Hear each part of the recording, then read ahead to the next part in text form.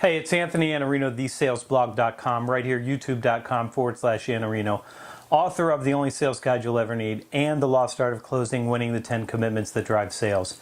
And it's interesting to me the reaction that people have to a book title, particularly this book, because it's starting to get some traction. And it's the word closing that causes some people consternation. They're unhappy and they feel something about the word closing. And a number of comments on LinkedIn have gone back to the idea of never be closing, and they think that you should wait until your buyer decides that they want to move forward and they tell you what the next step is going to be, and they're comfortable, so you're comfortable, and you just let them lead the whole way. So that's some of the comments. Some of the other comments just have a visceral response to the word closing, and they say things like, I don't close my customers, and I don't close my clients. And the thing about the title is you have to look a little bit deeper than the title of a book. And so you know, an author doesn't get to name their book.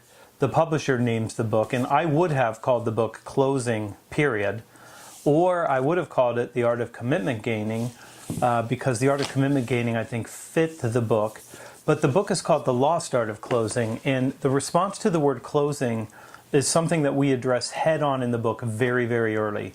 And the response is, I don't want to do something to someone. I don't want to manipulate anyone. I don't want to be tactical. I don't want to do anything that violates trust. I don't want to do anything that makes me feel like I'm harming another person or taking advantage of them. And that feeling is exactly right. You're supposed to feel that way. If you want to be a trusted advisor, you're never going to be manipulative. You're never going to coerce anybody. You're not really even going to get to persuasion if it's tactical. You're going to use influence because you've got character and because you do care and because you have trust. Those are the things that it really takes to do that. So I understand the response. But I have to explain that you have to read the summary of the book, and you have to read some of the reviews of the book, like James Muir's, who wrote The Perfect Close, where it explains that this is a book that's exactly the opposite of what you might think a closing book would be. There's no tricks, there's no tactics, there's no techniques. There's just natural language that allows you to have the kind of conversation you would have if you want to be a trusted advisor and if you want to be consultative. This is a book that's a response to the old ways that people were taught to close.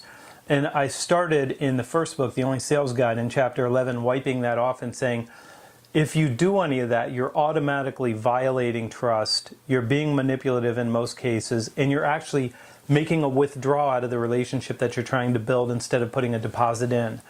This book is my response to all of that, to say there is a way to ask for the 10 commitments that you need in a way that maintains your integrity, that maintains your character, that allows you to be a trusted advisor, but not to do anything that's tactical or use tie-downs, but instead to help people deal with the real process of change inside their own company and to help them deal with their own fears. Because the reason people refuse to make commitments or don't keep them is mostly because they have some fear. And change is a difficult process for every company. And now CEB tells us, now Gartner, tells us that there's 6.8 people in a deal, and their new research is going to show that the number's even higher than that, which means change is really difficult, and it's a non-linear process, like I said on this show yesterday and on LinkedIn. So give the book a shot. Go look at it. Go to Barnes & Noble or go to Amazon and read the introduction and the foreword from Brent Adamson and Nick Toman. Read the introduction and understand where this book is coming from. Because it's coming from a place that selling is not something that we're trying to do to someone. It's something that we're trying to do for and with somebody. So it means that we're consultative. We're actually trying to make a difference in other people's lives and help them move their own career and their own business forward. I'm Anthony Iannarino. Hit the subscribe button. Hit the like button. This is Everyday.